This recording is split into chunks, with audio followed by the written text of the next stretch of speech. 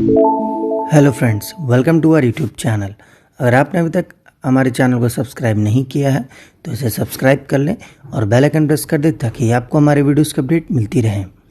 तो चलिए शुरू करते हैं इसी के साथ आज का अपना वीडियो। तो हमारा वीडियो है जीएस टेस्ट पेपर 171 और आज का हमारा पहला क्वेश्चन है, consider the following statements regarding the Medaram Jatra festival.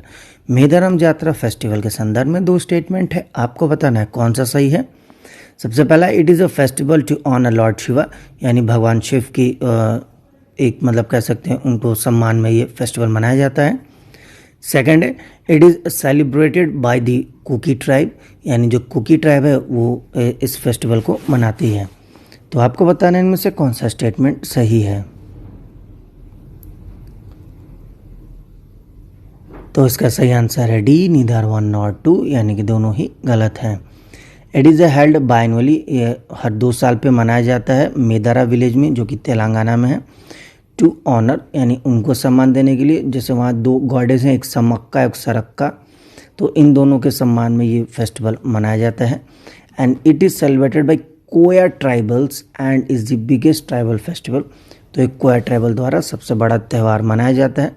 इसको सिर्फ आदिवासी नहीं बल्कि जो नॉन आदिवासीज हैं वो भी इसको काफ़ी ज़्यादा उनको अट्रैक्ट कह सकते हैं खींचता है। तो चलिए इसी के साथ बढ़ते हैं अपने अगले क्वेश्चन की तरफ। Question number 2, with reference to the public finance the term pump priming is best describe as. तो पब्लिक फाइनेंस की बात करें तो एक टर्म काफ़ी फेमस है, पंप प्राइमिंग। ये क्या होता है आपको बताना है, किस चीज़ ये क्या है, क्या फाइनेंस के टर्म में।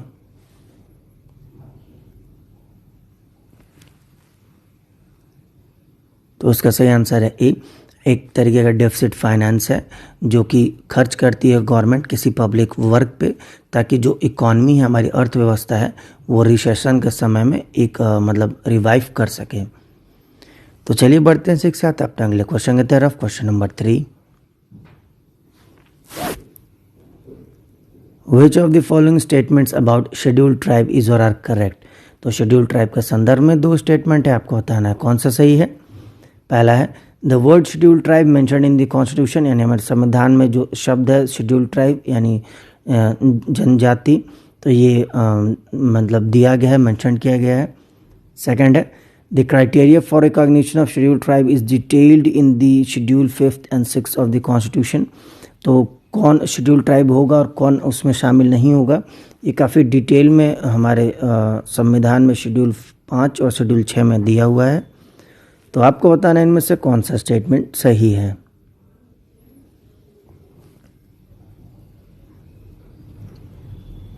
तो इसका सही आंसर है ए, 1 ओनली, यानी कि पहला सही है, सेकंड गलत है। Schedule 5th and 6th are concern with the tribal area and does not mention the criteria for recognition of scheduled tribes. तो इन 2 शेड्यूल्स में एरिया के बारे में बताया गया, ना कि शेड्यूल्ड ट्राइब कौन होगा कौन नहीं, इसके बारे में। तो चलिए बढ़ते हैं इसी के साथ अपने अगले क्वेश्चन की तरफ। Question number 4, with reference to the green climate fund consider the following statement. तो ग्रीन क्लाइमेट फंड के संदर्भ में आपको 3 स्टेटमेंट दे रखा है, आपको बताना है कौन सा सही है। सबसे पहला है, it is a global fund created to support the effort of developed countries to respond to the challenges of climate change. तो एक तरीके ग्लोबल फंड एक विश्व स्तरीय एक फंड है जिसको दिया जाता है उन डेवलप्ड कंट्रीज़ को जो कि क्लाइमेट चेंज के संदर्भ उसमें काम कर रहे हैं। सेकंड है, it organised in the Earth Summit held at Rio de Janeiro in 1992। तो यानी कि जो फंड है इसको जो अर्थ समिट हुआ था हमारा 1992 में रियो डे जेनेरियो में, तो वहाँ इसको बनाया गया था। थर्ड है, it aims to deliver equal amount of funding to adoption and mitigation. तो उसका जो उद्देश्य है वो ये है कि एक इक्वल फंड देना ताकि जो अडॉप्शन है यानी कि जो हमारा क्लाइमेट चेंज है उसको हम कैसे अडॉप्ट कर सके और उसके जो इफ़ेक्ट्स हैं उसको कैसे मिटिगेट कर सके यानी कम कर सके, इसके लिए इस्तेमाल होता है। तो आपको बताना है इनमें से कौन सा स्टेटमेंट सही है।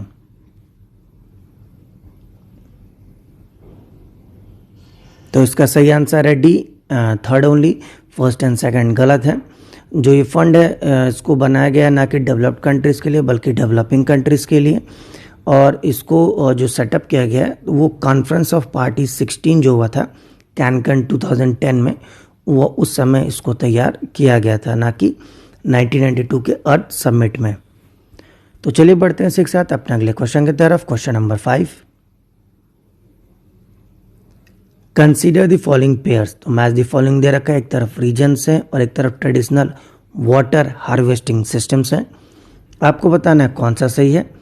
सबसे पहला है महाराष्ट्र, ट्रेडिशन है फाड़। सेकंड है पंजाब, ट्रेडिशन है सुरांगम। थर्ड है लद्दाख, ट्रेडिशन है जिंग। तो आपको बताने में से कौन सा मैच सही है। तो इसका सही आंसर है A 1 and 3 ओनली, पहला और तीसरा सही है, सेकंड गलत है। इसके अलावा जो और हैं जैसे राजस्थान में कुंड्स है, गुजरात में टंकाज, महाराष्ट्र में फाड़ सिस्टम बोलते हैं, कर्नाटका केरे, वेस्टर्न घाट सुरांगम्स, और जो उड़ीसा है वहाँ कटास बोलते हैं। तो चलिए बढ़ते हैं इसी के साथ अपने अगले क्वेश्चन की तरफ। Question number 6, consider the following pairs. तो मैच द फॉलोइंग दे रखा है, एक तरफ न्यूज़पेपर, एक तरफ एसोसिएटेड पर्सनालिटी, यानी जो न्यूज़पेपर उससे कौन जुड़ा हुआ था। सबसे पहले अमृत बाजार पत्रिका, पर्सनालिटी है मोतीलाल घोष। सेकंड है सुधारक, पर्सनालिटी है फिरोज शाह मेहता। थर्ड है इंडियन मिरर, फिर एसोसिएटेड है दादा भाई नारोजी। तो आपको बताना है इनमें से कौन सा मैच सही है।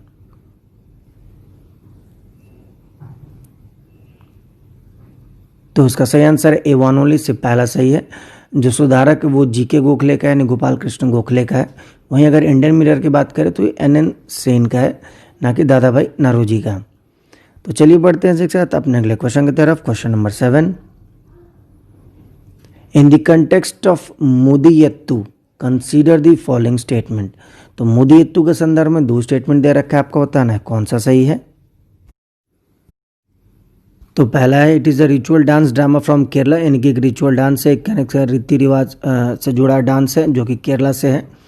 सेकंड है it is performed in Kali temple as an oblation to the goddess, यानी इसको काली मंदिर में ऑब्लेशन टू द गॉड के लिए किया जाता है। तो आपको बताना है इनमें से कौन सा स्टेटमेंट सही है। तो इसका सही आंसर है C बोथ, यानी कि दोनों ही स्टेटमेंट सही है। तो चलिए इसी के साथ बढ़ते हैं अपने अगले क्वेश्चन की तरफ। Question number 8, consider the following pairs. तो मैच द फॉलोइंग, एक तरफ रीजन से एक तरफ सेपरेटेड बाई है। तो आपको बताना है कौन सा मैच सही है। पहला है Andaman and Nicobar, separated by 10 degree channel. Second है Indian mainland and Sri Lanka, separated by Palk strait. Third है Laccadive and Minicoy, separated by 8 degree channel. तो आपको बताना है इनमें से कौन सा स्टेटमेंट सही है।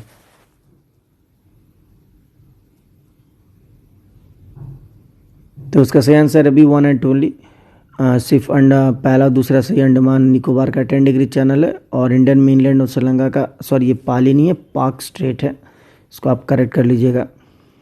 जो लकाडाइव और मिनिकॉय है ये 8 डिग्री नहीं बल्कि 9 डिग्री चैनल है। वहीं अगर 8 डिग्री चैनल की बात करें तो लक्षद्वीप आइलैंड और मालदीव को अलग करता है। तो चलिए बढ़ते हैं एक साथ अपने अगले क्वेश्चन की तरफ। Question number 9, with reference to the composition of the constituent assembly consider the following statement.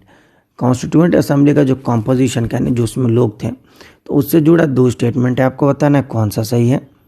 पहला है seats allotted to the provinces and princely states were in proportion to the areas, यानी जो सीट प्रिंसली जो provinces और princely state को दिया गया था तो उनके एरिया के प्रोपोर्शन के बेसिस पर दिया गया था। सेकंड है seats allocated to each British provinces were to be decided among Hindus and Muslim only. तो जो भी ब्रिटिश प्रोविंसेस में सीट अलॉट हुए थे वो हिंदू और मुसलमान द्वारा ही डिसाइड किए जाएंगे। तो आपको बताना है इनमें से कौन सा स्टेटमेंट सही है।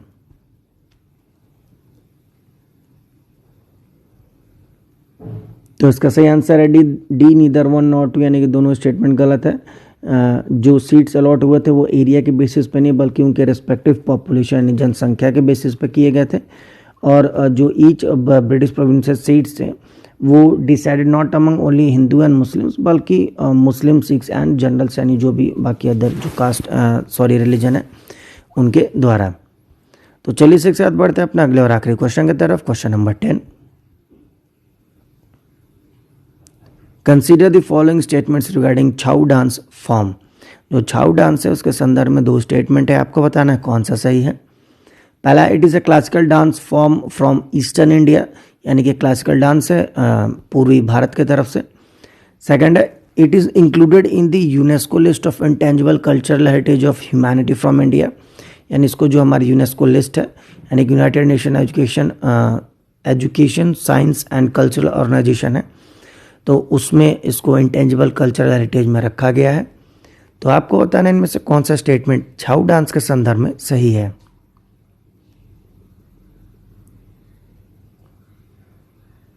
तो इसका सही आंसर है बी, टू ओनली, यानी सिर्फ सेकंड सही है, फर्स्ट गलत है।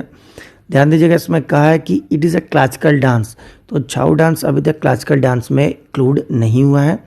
जो टोटल क्लासिकल डांस है वो 8 है, जो कि है भरतनाट्यम, कुचिपुड़ी, मोहिनीअट्टम, कथकली, ओडिशी, सतरिया और मणिपुरी।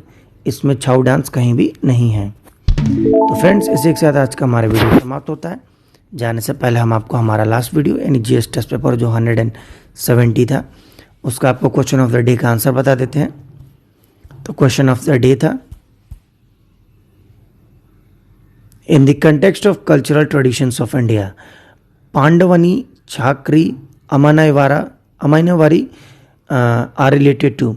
तो अगर भारतीय संस्कृति की बात करें तो उनमें 3 नाम दे रखा थे, पांडवनी, छाकरी और अमानिवारी। तो ये क्या होता है आपको बताना था। तो इसका सही आंसर है बी, रीजनल म्यूजिक। ये रीजनल म्यूजिक्स हैं। तो चलिए इसी के साथ जाने से पहले आज का यानी जीएस टेस्ट पेपर 171 का आपको क्वेश्चन ऑफ द डे बता देते हैं। तो आज का हमारा क्वेश्चन ऑफ द डे है, if you travel along the Tropic of Cancer, that is 23.5 degree north from the west to the east in India, how many states would you be crossing? अगर आप tropic of cancer पे पश्चिम से पूर्व की तरफ आते हुए कितने राज्य पड़ते हैं आपको बताना है।